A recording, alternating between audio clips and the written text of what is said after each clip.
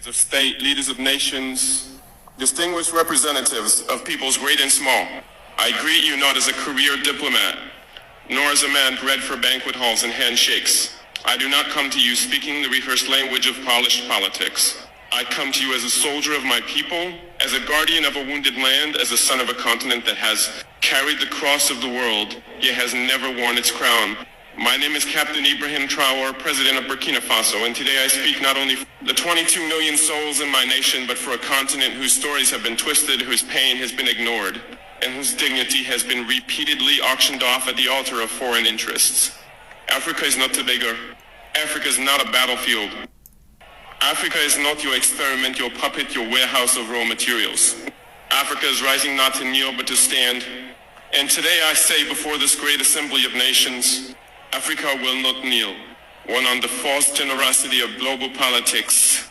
For decades you have sent us aid with one hand while extracting our lifeblood with the other. You build wells in our villages while your corporations drain our rivers. You donate vaccines yet patent the cures. You speak of climate action yet continue to fund the very forces that burn our forests and dry our lakes. What kind of generosity is this? The kind that feeds the mouth but silences the voice. The kind that keeps a man alive just enough to keep him dependent. We are not blind to this hypocrisy. Let me be clear, we are not ungrateful for sincere humanitarian assistance, but we reject a global order that disguises exploitation as partnership. We reject financial institutions that lend with one hand and steal sovereignty with the other. Africa no longer wants charity. We want justice. We want control over our own destinies. Too on the chains of colonialism and its modern descendants. Our wounds did not begin with us. They were inherited legacies of an empire-building madness that saw us not as humans, but sheep, as cargo laboratories.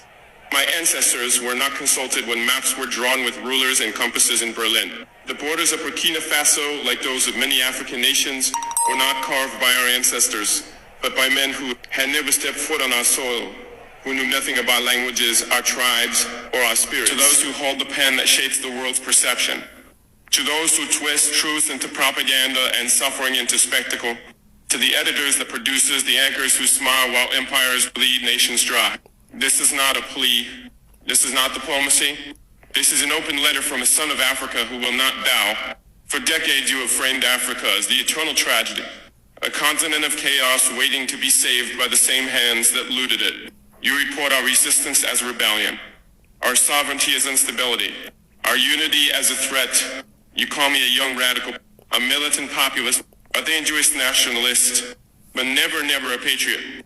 You fear the man who loves his people more than your approval. You never show this Africa. You don't broadcast our dignity because your empire depends on our humiliation.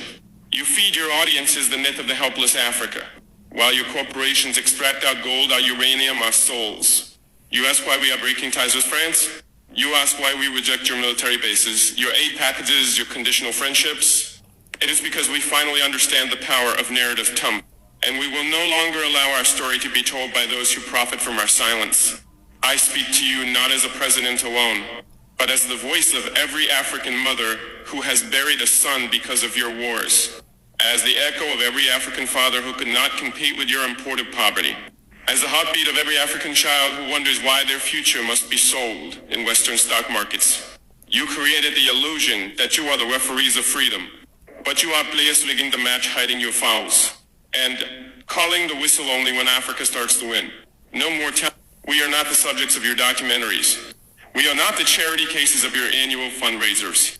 We are not waiting for your savior complex to expire.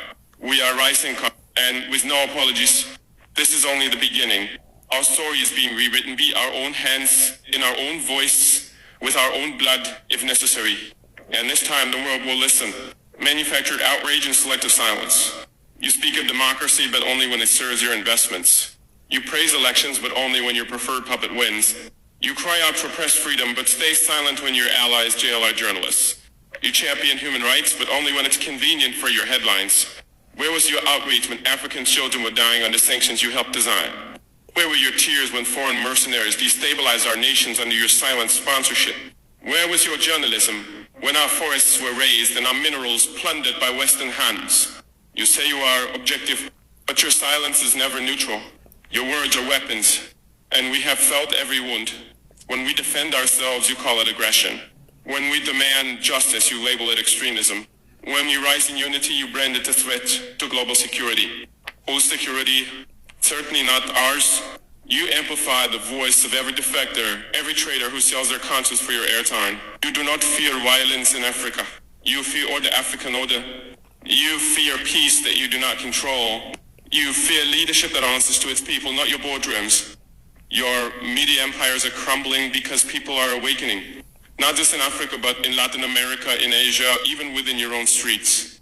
Or the global south is no longer your story to tell. It is our truth to live and to defend. So publish your op-eds, spin your narratives, call us rebels, dictators, and admin. History will not remember your headlines. It will remember our resistance. You want us quiet. You want us grateful for crumbs while you dine on the feast we grew. But we have tasted our power. And once the lion remembers who he is, does not beg for approval from the hunter. This is our war too, and it will not be edited. It will not be rewarded, and it will never be silenced. The age of African reckoning, you call us unstable, but it is your hands that have shaken our foundations for decades. You destabilized our governments and then blamed us for the cracks. You engineered coups and then warned the world about our instability. You flooded our nations with weapons. And now you pretend to be surprised by the fire. You created chaos and built careers documenting our pain. You turned our suffering into headlines, our struggles into footnotes. And when we dared to heal on our own terms, you called it rebellion. But let me tell you what you fear the most. It is not our guns. It is not our protests. It is not even our refusal to kneel. What you truly fear is this: a continent that can think for itself. You fear the young Burkinab child who reads Sankara instead of Shakespeare. You fear the Malian farmer who chooses his ancestral wisdom over your laboratory seeds. You fear the Ghanaian woman who says we will trade in our own currency. You fear the African who is no longer enchanted by the Western illusion.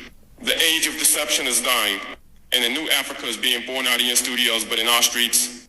Not through your think tanks, but through the awakening of a people who have remembered their worth.